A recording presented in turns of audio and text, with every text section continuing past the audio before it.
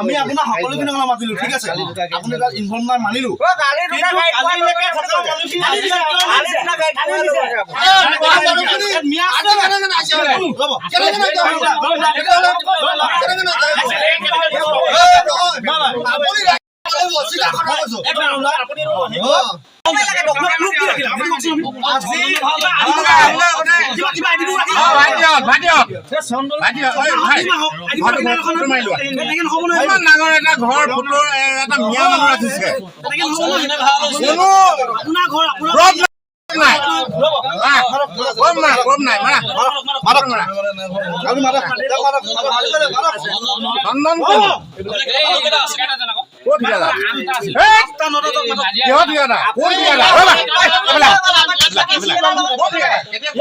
আজি আচলতে এটা বহুত মানে দুখজনক এটা খবৰ হৈছে যে আপোনাৰ এই যে দুগ্ধৰ বুঢ়া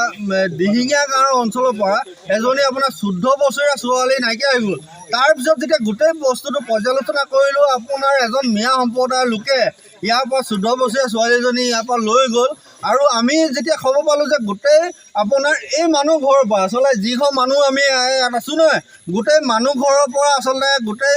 মিয়া এটাৰ সংসাৰ চলাইছিলে তেওঁলোকে মিয়া ইয়াত গোটেই এটা ডাঙৰ এটা আপোনাৰ ভাড়াঘৰ ৰাখি পানি তেওঁলোকে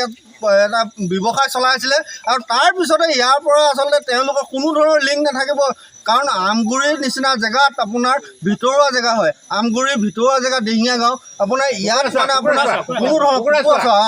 আপোনাৰ দুগ্ধ কুকুৱাচা গাঁও আপোনাৰ ইয়াত কোনো ধৰণৰ মিয়া আপোনাৰ লোৱাৰ আছামৰ পৰা আহি ইয়াত কোনো ধৰণৰ ইয়াত লিংক নাথাকে কিন্তু এওঁলোকৰ ইয়াত যিসকল আচলতে ভাড়াঘৰ আছিলে প্ৰায় আপোনাৰ 10টা 15টা আপোনাৰ ভাড়াঘৰ ইয়াত আছিলে সেই ভাড়াঘৰৰ পৰাই আচলতে লিংক এটা লৈ পানি তেওঁলোকে এটা 14 বছৰীয়া ছোৱালী এজনী ইয়াৰ পৰা নাইকিয়া হৈ গ'ল আমি টাইম ছাত্ৰ এটা উদ্যোগ প্ৰকাশ কৰিছোঁ আৰু এই যিঘৰ ভাড়াঘৰ আচলতে ইয়াত ৰাখিছিলে তেওঁলোকক আমি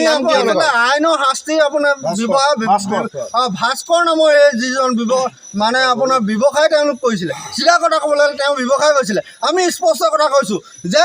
অতি সোনকালে আমাৰ যিজনী ছোৱালী ইয়াৰ পৰা নাইকিয়া হৈ গ'ল তেওঁক আচলতে ভাস্কৰ নামৰ ব্যক্তিজনে আচলতে উলিয়াই দিব লাগিব ইয়াৰ অন্যথা কিন্তু আমি যিকোনো প্ৰতিবাদী ইয়াত কাৰ্যসূচী ৰূপায়ণ কৰিবলৈ বাধ্য হ'ম তেওঁলোকৰ ঘৰত আচলতে আপোনাৰ ONC পাইপৰ দৰে আপোনাৰ ইলিগেলি যিখিনি বস্তু সামগ্ৰী জব্দ হৈছে তেওঁলোকে ইয়াত ইলিগেল আপোনাৰ ব্যৱসায় ইয়াত কৰি আছিলে মিয়াসকলক লৈ আমি সেই টাইম ছাত্ৰৰ দাবী জনাইছোঁ অতি শীঘ্ৰে যাতে সমগ্ৰ বিষয়টো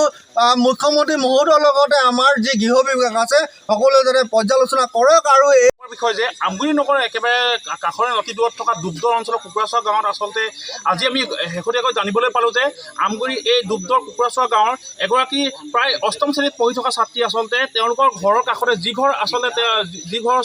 ছোৱালীজনী আছিলে তেওঁলোকৰ ঘৰৰ কাষতে থকা আচলতে কিছু সাঁচি ব্যৱসায়ী আমাৰ অসমীয়া মানুহে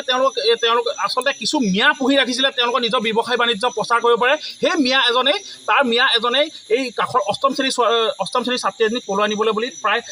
ৰাইজৰ সন্দেহ হৈছে আৰু তাত আমি BLIC তীব্ৰ ধিক্কাৰ জনাইছোঁ আৰু আমি এইটোৱে ক'বলৈ বিচাৰিছোঁ যে বৰ্তমান সময়ত চলি থকা আচলতে লভ জিহাদৰ দৰে যি ঘটনা সংঘটিত হৈছে বিভিন্ন সময়ত আজি আমি ক'বলৈ বাধ্য হৈছোঁ যে এই দুগ্ধ কুকুৰাচোৱা গাঁৱতো এই সৰু 8ম শ্ৰেণীৰ ছাত্ৰজনী আচলতে লভ জিহাদৰ বহি দিছে কিন্তু অতি পৰিতাপৰ বিষয় যে বৰ্তমান এই যিঘৰ মানুহত আচলতে এই মিয়াসমূহ আচলতে পুহি ৰাখিছিল সেই মানুহৰ আচলতে কংগ্ৰেছী নেতা আচলতে সততে কংগ্ৰেছীসকলে চিঞৰি থাকে যে তেওঁলোকে বাংলাদেশী বিৰোধিতা নকৰে বা বাংলাদেশী বিল আছে থানাকৈ আদি কৰি কিছুমান সংগঠনে যেতিয়া বাংলাদেশীৰ বিৰুদ্ধে চিঞৰি থাকে তেওঁলোকে কয় যে বিল আছে থানা এইটো সাম্প্ৰদায়িকতাৰ পৰা সৃষ্টি কৰিব বিচাৰিছে কিন্তু আমি আজি প্ৰশ্ন কৰিছোঁ কংগ্ৰেছক প্ৰশ্ন কৰিছোঁ এই কংগ্ৰেছৰ এই যিজনৰ ঘৰত এই মিয়া পুহি পাই নিজৰ ব্যৱসায় পোহপাল দি আহিছে নিজৰ ব্যৱসায়ক লাভান্বিতৰ কাৰণে তেওঁলোকে চেষ্টা কৰি আহিছে তেওঁলোকক প্ৰশ্ন কৰিছোঁ আজি যদি আপোনাৰ ঘৰত যদি মিয়া নুপুহিলেহেঁতেন হয়তো আজি 8ম শ্ৰেণীৰ ছাত্ৰীগৰাকী ইয়াৰ পৰা যাবলগীয়া অৱস্থা নহ'লহেঁতেন।